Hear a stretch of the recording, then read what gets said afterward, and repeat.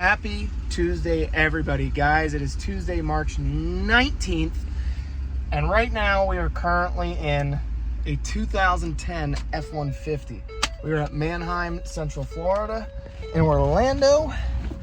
We're coming out a little early before the sale because I want to preview stuff in bid online, but this is exactly why we come out here and preview. All of this crap, I mean, absolute junk right here. Now that vehicle absolutely, I would say, has structural damage. Let's just take a quick peek underneath and see what we're looking at. I would say pretty nasty stuff. We had about 40 vehicles on the list today, ranging from your standard regular schmegular cars up to some nicer vehicles. And I gotta say, it is looking brutalizingly painful out here today. These past couple weeks with tax time have been particularly rough, but we don't stop. We keep going because we need inventory for our customers. Guys, tax time, contrary to popular belief, is probably my worst performing time of the year. And the reason being is that a lot of guys get into this business and they think they're gonna make $300,000 in their first year by buying stuff, say like this. Right now we're in a 2013 Hyundai Elantra with, frankly, too many miles, like pushing 200,000 miles. But they're gonna buy this, let's just say, for $3,500, and some guy on the street's gonna pay him $6,000 for this. That's just not gonna happen. And then you see stuff like this F-150, guys will buy this, gussy this up, and sell it to a customer, effectively, in my opinion, screwing them. And they want to do business that way, even though this thing is a rusted out, to me, it's a worthless vehicle. This truck, if you were to take this to a body shop, would be mechanically totaled, and somebody will still pay $6,000 for this truck. Matter of fact, we're going to go online later, and we're going to watch this truck sell, right? I scratched it off, but that is lane 25, run number 62. And we've talked about this before, but auctions have lanes, just like a lot of other auctions that you might see, like Meekums, whatever. They obviously run just one lane. Well, Manheim runs like 7. So we're actually going to watch this truck sell later, and we're going to show you just how little the average dealer cares about their customers. So this Hyundai, for instance, let me just show you the inside real quick. So all these keys are all tied up here, but we're going to start this up. Let's see here.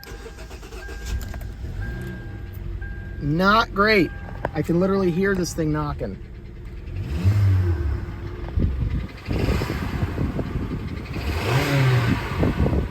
And what do we got? We got some smoke. No, you can't see the smoke anymore. Yeah, this thing's blown up. And by the way, no check engine light here. It is actively knocking. The check engine light's not been deleted, and it is absolutely blown up. So what we're gonna do, we're gonna go on this list. We're gonna scratch this off too, because I don't like this vehicle at all.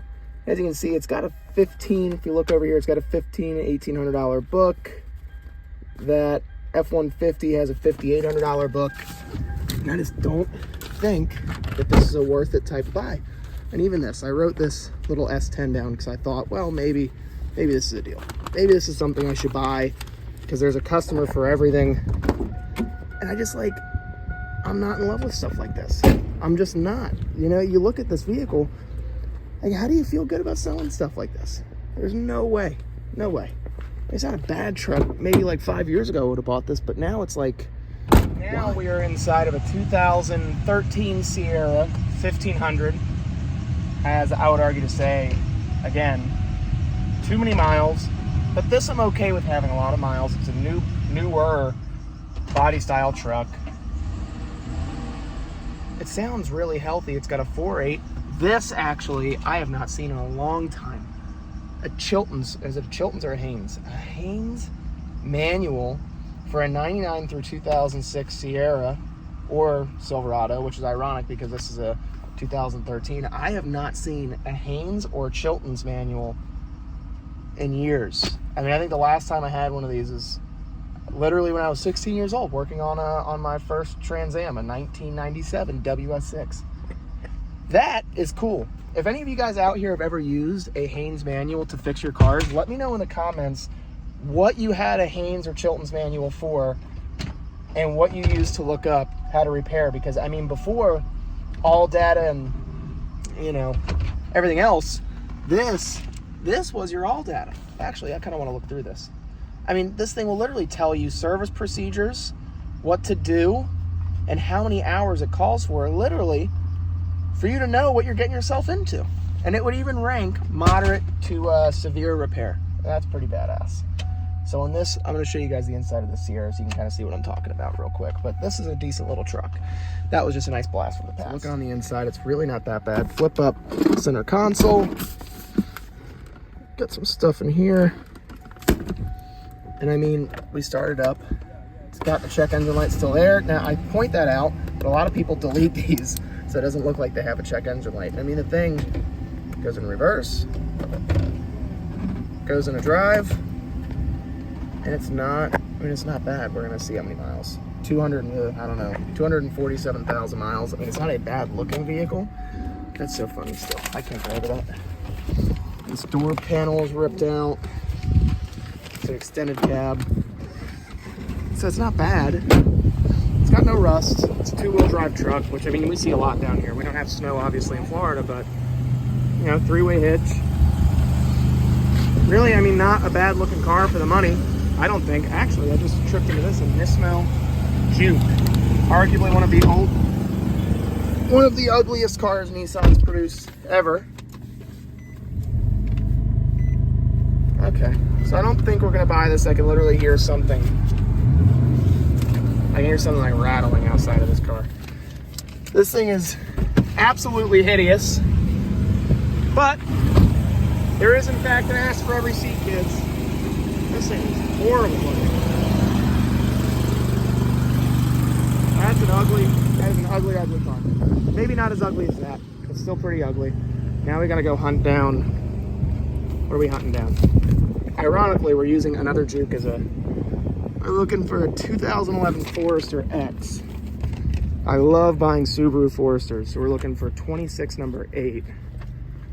And guys, Manheim Central is literally thousands and thousands and thousands of cars. No joke. Thousands of vehicles here. We got a lot of walking to do. We're at 2694, so we got some walking. On our walk over, I tripped into a car that I absolutely love buying. Ford Edges from 2011 to 2013. I'm going to show you exactly why. So you can kind of see what's going on in my head. I'm going to drop that down there. But this, I mean, overall, not a bad looking car, really. For a 13, this is what, an 11-year-old car now. Has LED runners in the front, right here. HID headlights, big panoramic sunroof.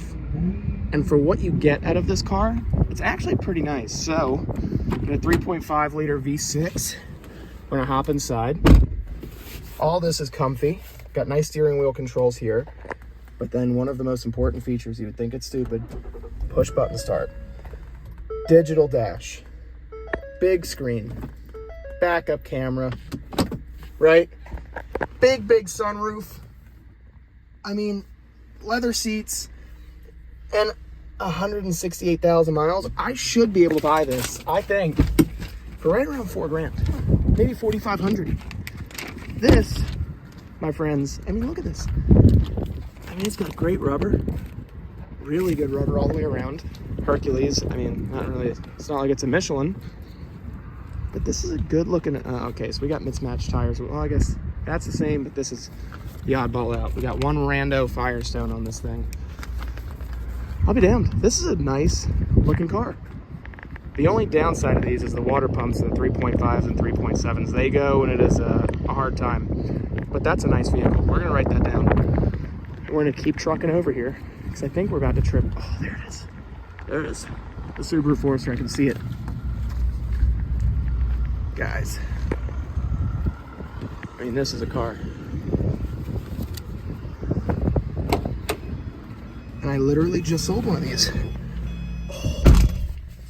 This is why I'm interested. This is a 2011 with 85,000 miles. Leather seats. Looks like it. Oh! Oh no! Oh, I don't even want to think about it. Oh, that is gross, man. Oh, brother. I do not want hepatitis today.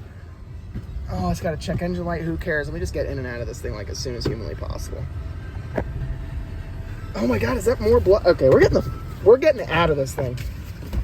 That is disgusting. It sounds pretty healthy. Let's check underneath the hood. Minus the potential for hepatitis. It's a nice vehicle. Baby blue. Good looking car. Comes with 85,000 miles and a side order of someone else's blood. I mean, this is nice. That's different. What is that? Thermoacoustic lining. All right. Not bad. This is really not a bad looking car. It's got some damage here. But I mean, this normal stuff. I mean, it's sharp. It's clean. It's all-wheel drive. No rust. I mean, this is probably about as nice as I've ever seen one of these things. Wow. So we do have that code set. I was honestly a little more terrified of the blood than the code. I can get rid of the code pretty easy, but I don't want to catch whatever that is right there. Clean leather. Oh no. Oh no, we got roaches. No. I don't know, maybe this thing isn't such a good deal after all. I mean, it really is a nice car though. That, I'm guessing, let's turn this off so that way I don't get anybody yelling at me on YouTube. It's got a check engine light with track. The last time, I mean, this was literally just yesterday, I had one of these Subarus and it was, the traction control light, the check engine light, let's get in focus here. It was the traction control light, the check engine light, and the cruise control light were all flashing due to an O2 sensor. And I think that's probably what's going on here. This is definitely a big win. So to give you a kind of just like a insight to why I like these, this 2011, I just sold yesterday a 2012 with 130,000 miles for $7,500 plus tax tag title and dealer fee. I upped my dealer fee to $199. I know it's not right. I probably shouldn't have done that. But it's just really hard to be competitive in this market right now and make money. And honestly, one of the ways I have to do it is by charging that stupid freaking dealer fee. So we're actually on the hood of this Ford Edge right now. So I'm gonna write this car down before I forget, because this is honestly a really nice car. We're gonna go back to the shop now, check Carfaxes on all these, and go from there. But one of the nice things about this particular sales, they run Westlake Financial Services here, which for those of you that don't know, that is like the scummiest bank on the planet for auto financing. They are subprime auto loan financing company, and people think buy here, pay here dealerships are bad. They're honestly worse. I mean, this only coming from a person that has an experience with them in a little bit. They're like the worst finance company on the entire planet. They will finance customers that should not even be financed a stick of gum, but they'll finance them a car.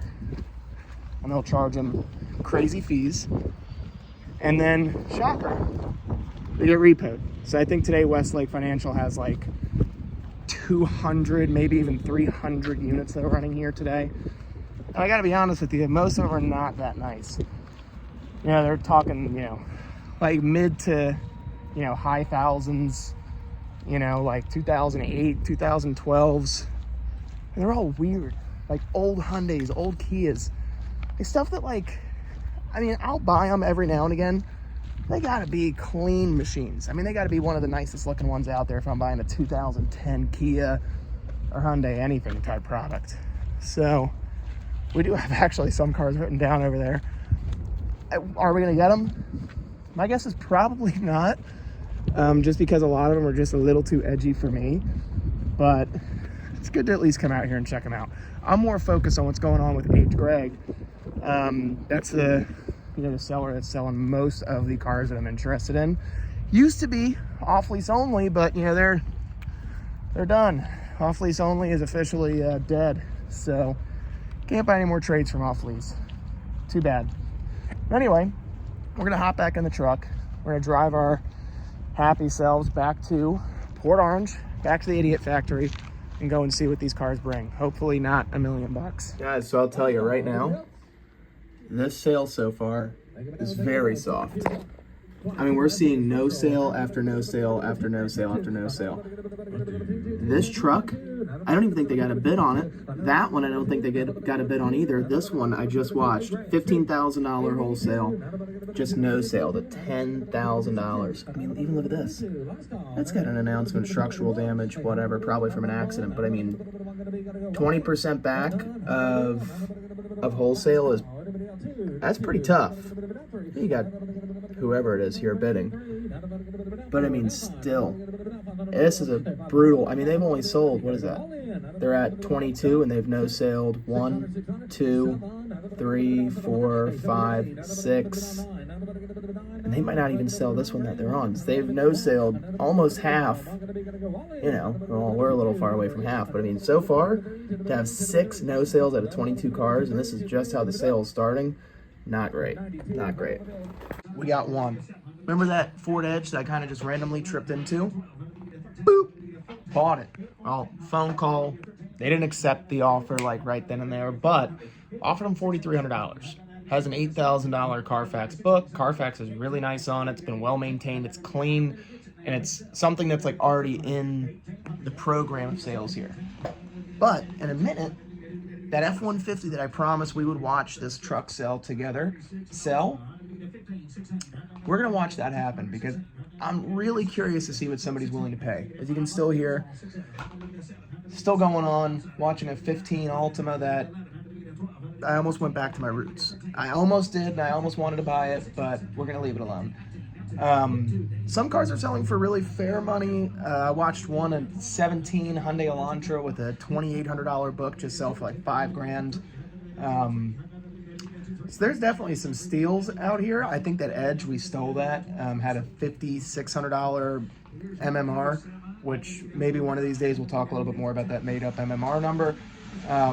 But yeah, so far, the high dollar stuff, you know, stuff that people are trying to retail for 15, 18 grand has been very weak at the sales. So that's very telling of what's to come. But in just a moment here, we're going to see what's going on with this thing. All right, guys. So coming up, they're still on this Volkswagen, but here is this F-150, right? We know that this thing is cooked. It's got a $5,800 wholesale. Mind you, this thing has like no frame left. And they're going to keep stretching out this Volkswagen Jetta here. Let's see what happens. You gonna sell it to him? That doesn't even look like a bad car. Maybe I should buy it. No, I'm just kidding. I don't like buying Volkswagen Jettas. Well, let's see. Rusted. We know this thing is rusted. Are they gonna announce it for structural? Yeah, they do. They announce it for structural. Let's see.